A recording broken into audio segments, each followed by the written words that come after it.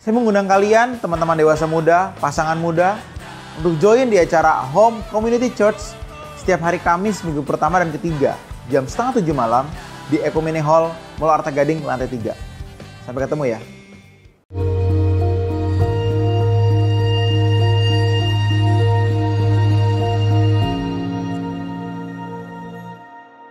Salam saudara, kita kembali mengikuti Abam.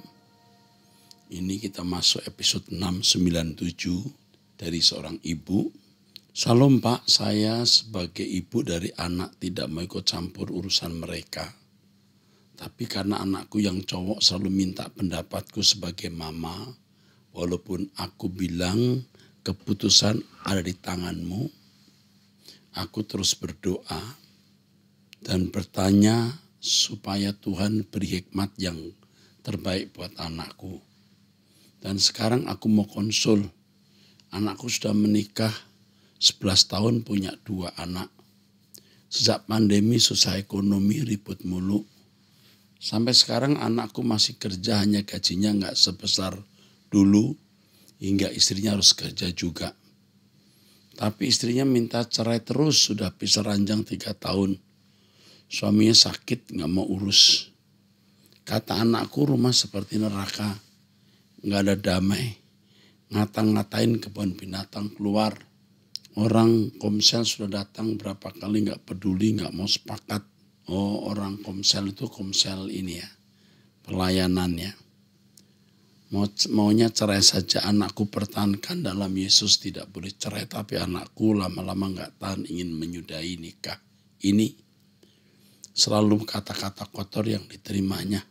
Tapi singkat saja minta nasihatnya ya untuk anakku. Takut dari tuanya nggak ada yang urus. Ibu ini ribet. Anak ibu usia 41 tahun. Ya. Sudah menikah 11 tahun, anak 2.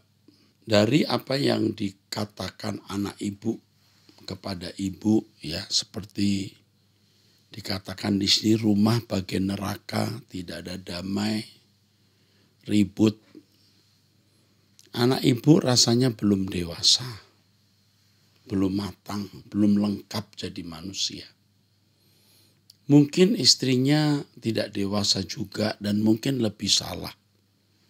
Tetapi sebagai suami, kalau kita mengalah demi keutuhan rumah tangga, lalu bertumbuh dewasa, tidak akan ada banyak kata-kata kebun binatang.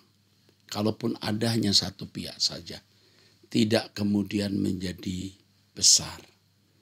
Nasihat saya kepada ibu, sampaikan kepada anak ibu, cari Tuhan saja.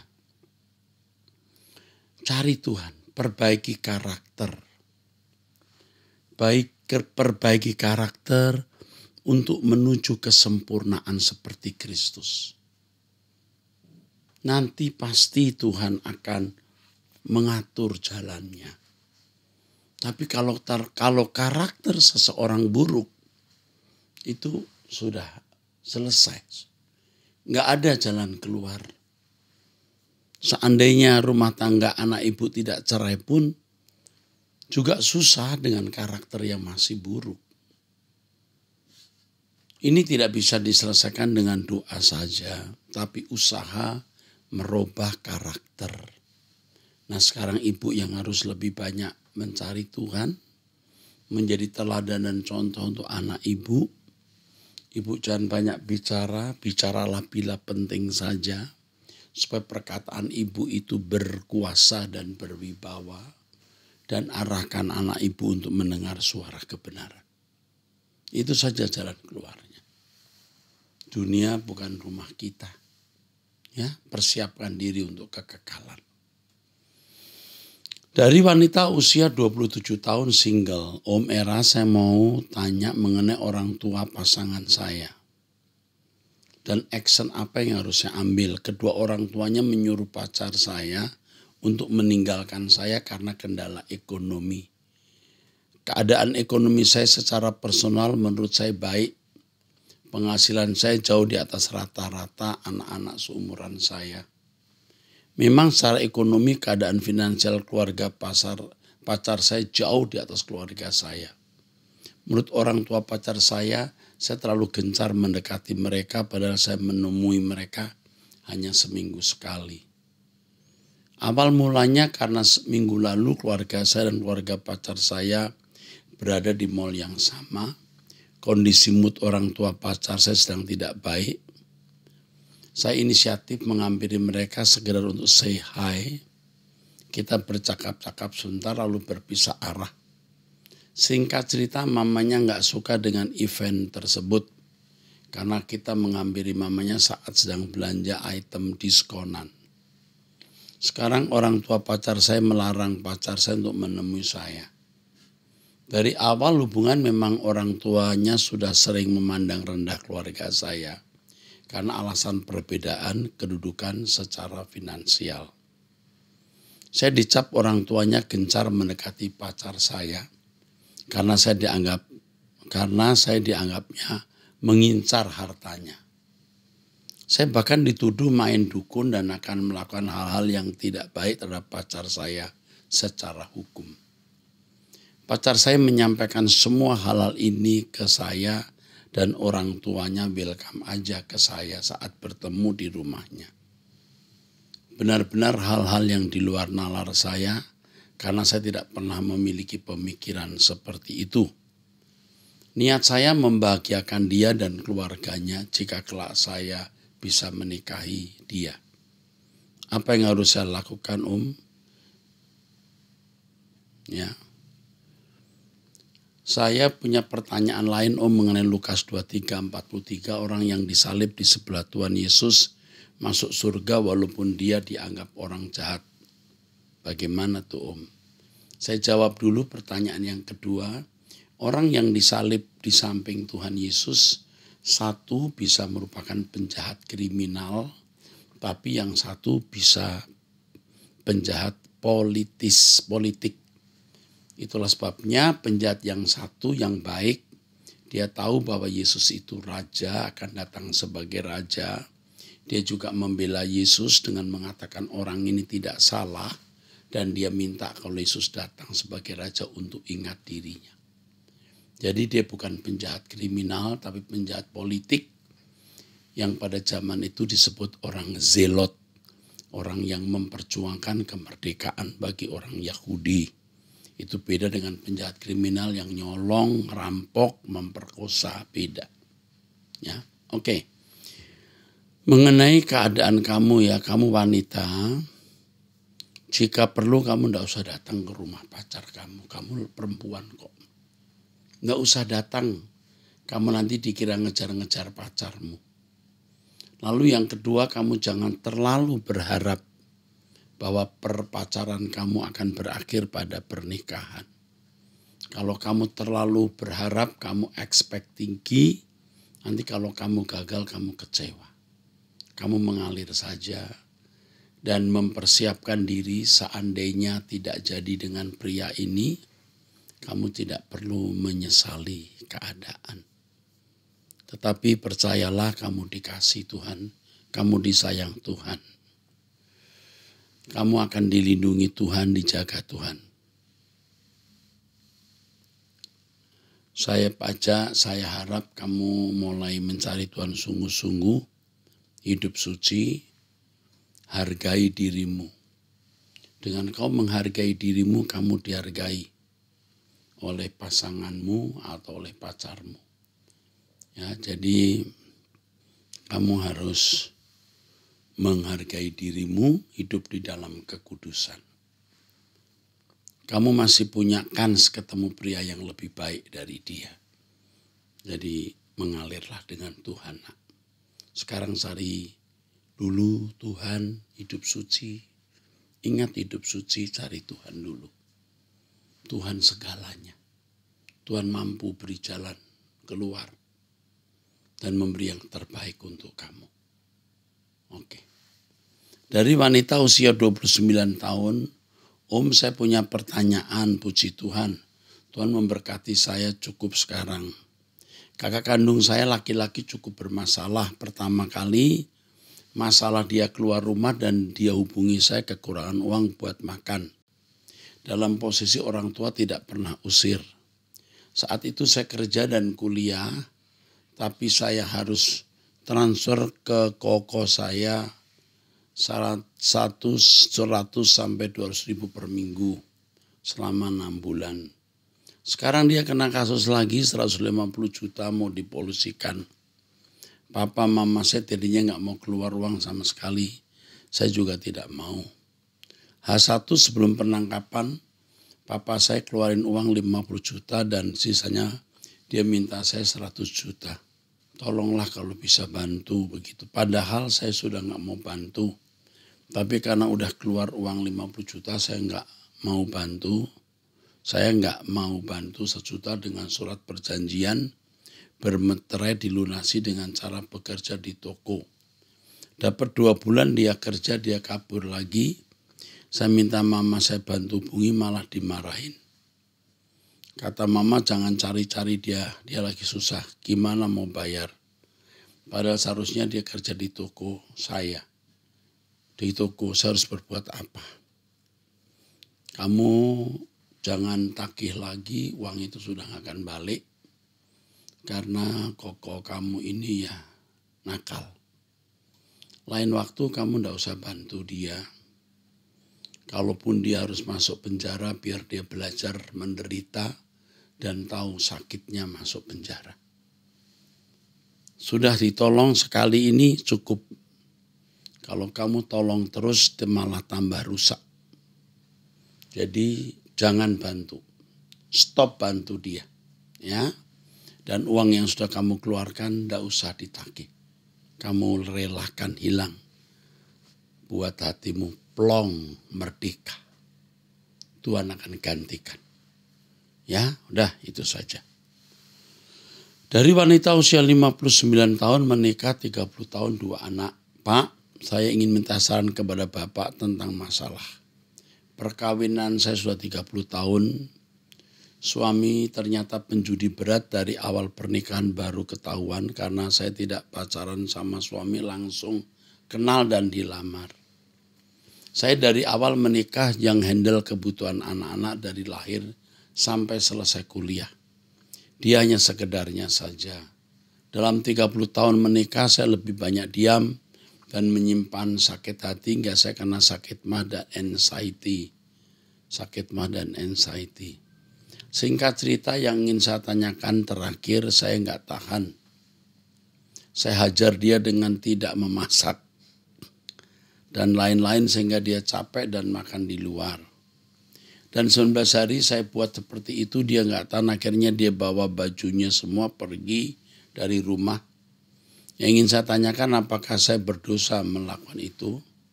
Karena saya tahu kejahatan tidak boleh dibalas dengan kejahatan. Selama 30 tahun baru kali ini saya buat seperti ini Pak. Minta saran Pak, selanjutnya gimana sikap saya. Anak ibu sudah 2 dan besar-besar ya. Sudah minimal 30 tahun ya. Maksud saya sudah sekitar 30 tahun. Ibu melakukan ini karena ibu sudah tidak tahan lihat kehidupan dia yang main judi dan tidak menafkahi anak. Yang pertama kepada semua yang mendengarkan Abam. Jangan menikah dengan orang yang Anda tidak kenal. Seperti sekarang orang cari jodoh lewat aplikasi. Itu benar-benar tolol ya. Benar-benar salah. Dari 1000 mungkin 1 yang baik, belum tentu ada 5 ya. Jadi benar-benar salah. Jangan cari jodoh lewat aplikasi. Kalau ini baru ketemu langsung dilamar terima. Wow. Kasihan ya mungkin juga orang tua yang mengkondisi wanita ini waktu itu juga 30 tahun yang lalu usia 29 ya. Waktu itu usia 29. Sudah cukup ya, jadi langsung menerima. Nah, ibu sudah membuat demonstrasi demo sampai bapak kabur. Nah, ya sudah, minta ampun kepada Tuhan atas apa yang sudah ibu lakukan itu. Jika ibu merasa tidak sejahtera, minta ampun, dan sekarang ibu diam saja, ya. Ibu secara de facto sebenarnya nggak punya suami. Secara de jure kenyataan, secara hukum ibu adalah istri dari pria ini. Tetapi secara de facto ibu tidak mempunyai suami karena suami sibuk judi, tidak mencari nafkah, sampai ibu yang harus mencukupi kebutuhan keluarga. Apa yang ibu lakukan ini bisa salah di mata Tuhan, tapi juga bisa tidak. Namun kalau ibu tidak sejahtera, minta ampun, ya. Saya tidak tahu apa Tuhan suruh ibu berbuat begitu untuk menyadarkan dia. Tetapi yang sudah terjadi sudahlah. Sekarang ibu diam di rumah, nggak usah cari dia. Kalau Tuhan menggerakkan dia kembali, dia kembali. Ya, ibu sudah usia mau 60 tahun, sudah tua. Persiapan diri saja ke langit baru, bumi baru, fokus ke anak-anak. Sementara ibu punya usaha apa ya untuk bisa menghidupi ibu dan anak-anak. Senangkan hati ibu-ibu, senangkan hati ibu ya dengan mencari Tuhan. Tuhan jadi kebahagiaan saja. Tuhan, biar kita tidak punya apa-apa, tidak punya siapa-siapa, Tuhan saja menjadi kebahagiaan kita. Ya, Tuhan memberkati. Selanjutnya dari ibu usia 40 tahun. Pak Eras, saat ini ada pergumulan yang sedang saya hadapi menyangkut tante saya, adik papa usia 73 tahun. Dia tidak menikah. Keluarga satu-satunya adalah papa saya. Selain itu juga ada banyak keponakan. Tapi hanya 3 keponakan yang masih peduli perhatian kepada tante ini. Dari dulu sampai sekarang tante tinggal serumah dengan papa mama saya. Dan semua keluarga sangat tahu bagaimana watak sifat tante ini. Tante ini orangnya sangat bawel, mulutnya nggak bisa diam. Nyerocis ya. Nyerocis melulu. Apapun diomongin sampai kalau kita beli makanan atau barang, dia selalu mau tahu harganya. Dari dulu sampai sekarang tidak berubah. Tante saya diam cuma pada saat dia tidur. Ini yang tanya ibu rumah tangga usia 40 tahun. Tantenya usia 73. 73 tapi full power. Ini baterainya itu baterai yang ini ya. Yang powerful banget ya. Nonton sinetron pun juga berisik, nanya melulu. Dia juga malas, gak bisa masak, hanya tahu makan. Dan setiap hari jika dibilangin untuk bantu sapu pel, alasannya kaki sakit jadi sapu pel 2 hari sekali. Setiap hari bangun siang jam 10 lalu olahraga, mandi, tinggal makan. Sedangkan mama bangun jam pagi untuk masak, cuci piring. Papa juga bangun pagi untuk mengurus kebun kecilnya dan membantu mama sapu pel seisi rumah. Karena hal itu papa mama jadi sering bertengkar mulut dengan tante. Papa mama sering bilang di rumah sendiri papa mau jadi ababu. Tante juga jadi nyonya. Di samping itu papa mama juga pusing karena tante berisik. Usia papa mama 75 dan 70 tahun. Papa 75, mama 70 tahun. Baru-baru ini papa mama sulit tidur dan gak nafsu makan. Saya melihat mungkin karena faktor stres akibat sering bertengkar mulut dengan tante. Saya dan sepupu keponakan tante ada kepikiran apakah sebaiknya tante tinggal di panti jompo.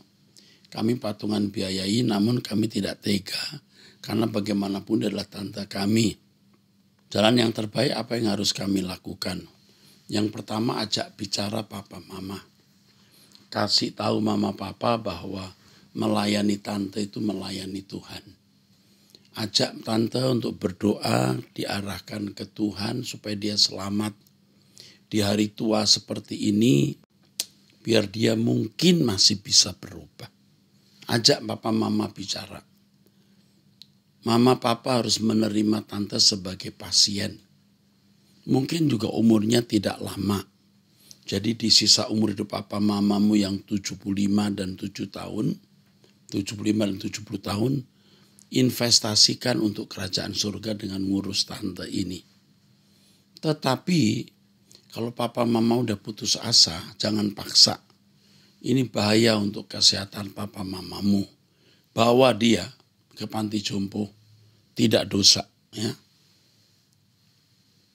Kamu bisa kunjungi dia. Ya.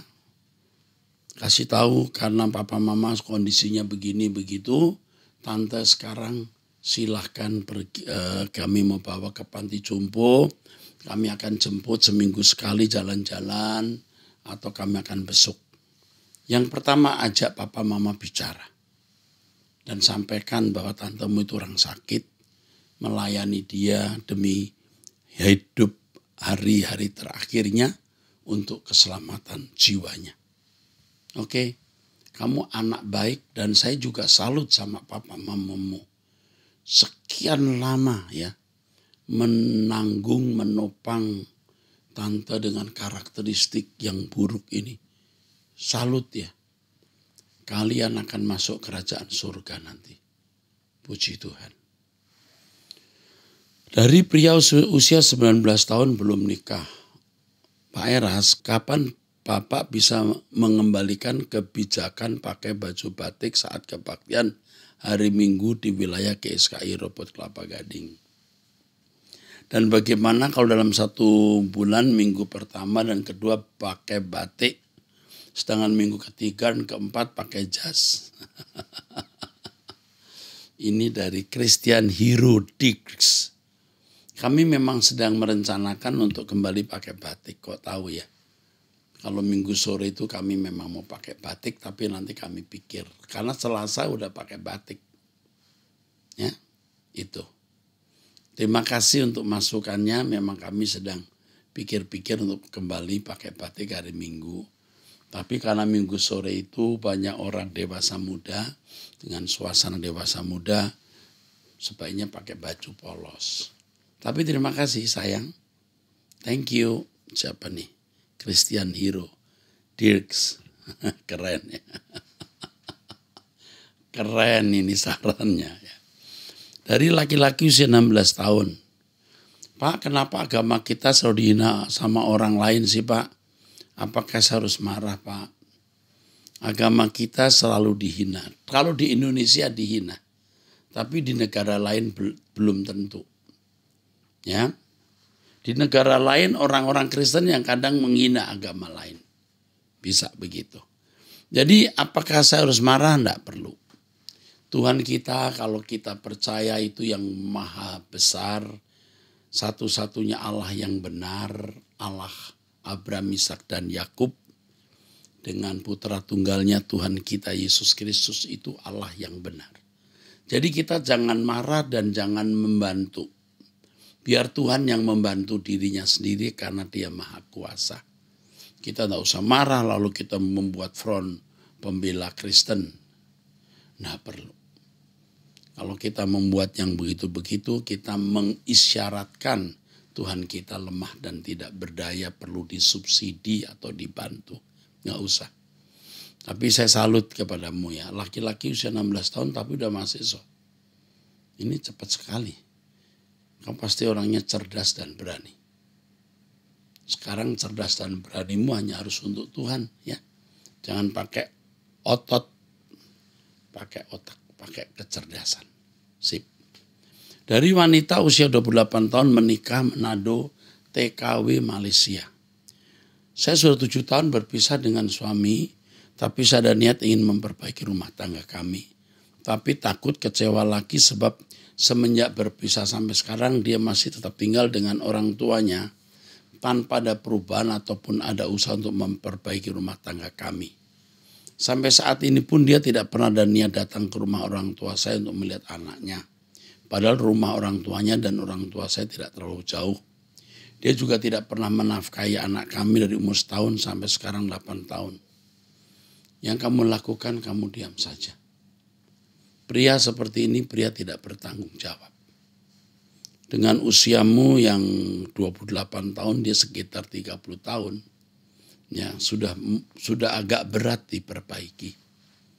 Tapi lebih baik kamu diam, kamu cari uang untuk anakmu sekolah.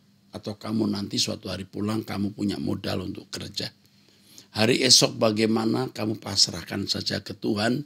Jangan membuat skenario begini begitu. Nggak usah, mengalir saja. Ya, yang penting kamu makin berkenan di hadapan Tuhan, menjadi kekasih Tuhan. Mantap. Oke. Dari wanita usia 35 tahun, saya mau didoakan untuk orang tua saya yang masih menyembah nenek moyang kuasa gelap dan belum mau diajak bertobat. Sekarang mama saya sakit stroke, tidak bisa melakukan aktivitas. Saya juga takut kutuk keturunan sampai ke keluarga saya. Saya berharap Tuhan menolong saya dan keluarga saya dipulihkan. Saya juga mau didoakan untuk suami saya. Karena saat menikah tahun 2018, suami saya belum mendapatkan pekerjaan, hanya Grab. Dan saya mohon didoakan untuk diberikan anak keturunan. Wow. Kamu cari dulu kerajaan Allah. Kamu punya masalah anak, punya masalah suami dengan pekerjaan yang menurut kamu belum permanen. 3, mama stroke. Itu semua masalah kecil buat Tuhan. Kamu jangan terfokus di problem itu. Yang saya nasihatkan kepada kamu ini begini. Kamu turutinya. Kamu dengar khotbahnya Om Eras. Kamu doa bersama saya setiap hari. Kamu mencari Tuhan sungguh-sungguh. Ya, rumah kamu ada di Bekasi nih setahu saya. Ya, kamu dekat dengan Jakarta. Kalau acara Batak Bermazmur kamu hadir. Kamu cari Tuhan dulu. Kamu saya doakan juga tidak akan mudah berubah. Tidak. Tapi kalau kamu berubah, karaktermu berubah, ekonomimu berubah. Kesucianmu makin tinggi, berkat makin melimpah. Jalan keluar Tuhan berikan. Jadi lebih baik kamu tolong deh mencari Tuhan dulu. Ya, oke. Cukup sampai di sini. Kita akan masuk ke episode yang akan datang. Sampai jumpa. Tuhan memberkati.